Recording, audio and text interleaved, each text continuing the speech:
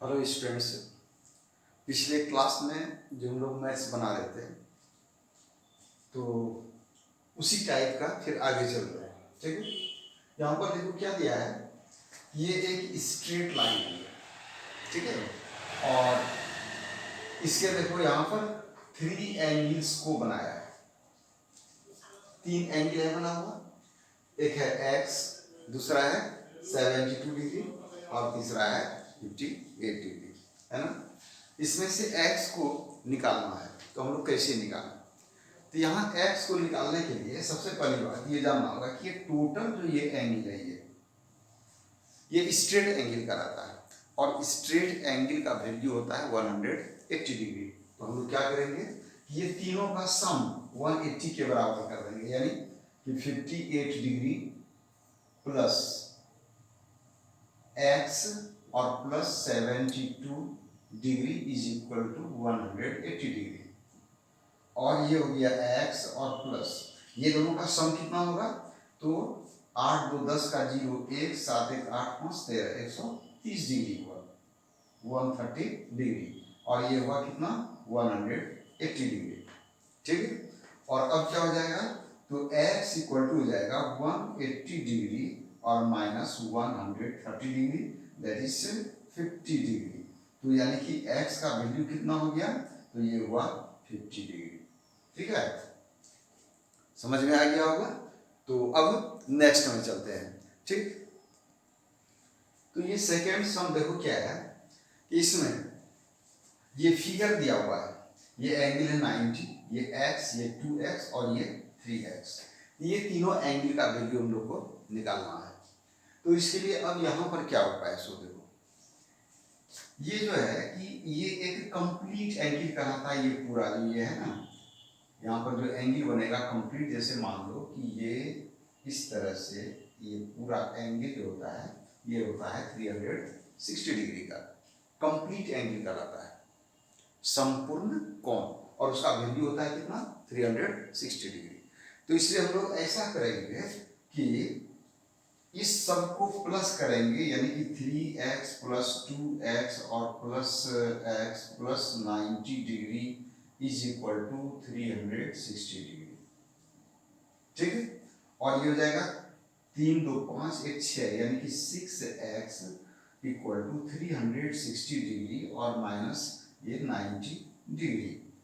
तो x कितना हो जाएगा, 360 में 90 माइनस होगा 270 डिग्री और बाई हो जाएगा 6, तो ये हो जाएगा 6 4 जा 24, 3 0 6 5 जा 30, यानी कितना आया x हो गया 45 डिग्री, 2x कितना हो जाएगा, तो 2 इंटू 45 डिग्री यानी कि 90 डिग्री, और 3x हो जाएगा 3 इंटू 45 डिग्री और ये हो जाएगा 135 डिग्री।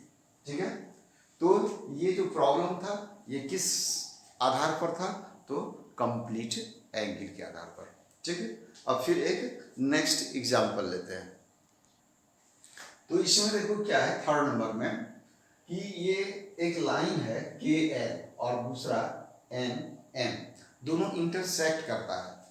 तो इस तरह से जब एक लाइन को कोई दूसरा लाइन काटता है तो यहाँ पर 4 एंगल्स फॉर्म करता है। ठीक है, 4 एंगल बनता है। और इसमें एक रिलेशन होता है, ये जो अपोजिट एंगल है ये कहलाता है वर्टिकली अपोजिट एंगल्स। तो एक पेयर ये वर्टिकली अपोजिट एंगल्स का हुआ और दूसरा पेयर हुआ ये वर्टिकली अपोजिट एंगल्स का, ये दोनों। और रिलेशन क्या होता है, तो vertically opposite angles are equal, यानी कि वर्टिकली अपोजिट एंगल आपस में बराबर होता है। ठीक है, तो अब यहाँ पर देखो, अगर एक एंगल 146 डिग्री दिया हुआ है, ये सबको जानने के लिए सफिशिएंट है। कैसे, तो ये और ये यानी कि z के बराबर 146 हो जाएगा, यहाँ होगा z इक्वल टू 146 डिग्री। क्यों होगा, वर्टिकली अपोजिट एंगल्स, रिलेशन जान ही रहे हैं। उसके बाद देखो, जब ये मालूम हो गया तो अब ये दो में से कोई एक को जानना है। जब कोई एक को जान जाएंगे तो फिर हम दोनों को निकाल लेंगे। ठीक है ना, तो इसलिए अब इसका क्या उपाय करना है, तो ये देखो ये एडजेसेंट एंगल है और ऐसा एडजेसेंट एंगल है, ये स्ट्रेट लाइन है, अर्थात ये एडजेसेंट एंगल कहलाएगा क्या, लीनियर पेयर। चाहे हम इधर चले अथवा इधर चले, या जेड मालूम हो गया तो ये दोनों से भी निकाल सकते हैं। तो ये दोनों का सम कितना हो जाएगा, तो 180 डिग्री, तब x निकल जाएगा। तो since x plus 146 degree is equal to 180 degree, ये क्यों ऐसा हुआ, तो लीनियर पेयर से, यानी लिख देते हैं यहाँ पर LP समझ जाना।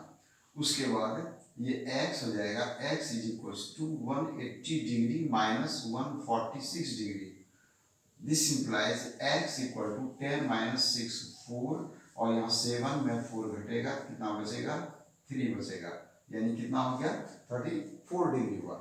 ठीक है, तो x ये मालूम हो गया, और x का वर्टिकली अपोजिट एंगल कौन हो जाएगा, y हो जाएगा। नौ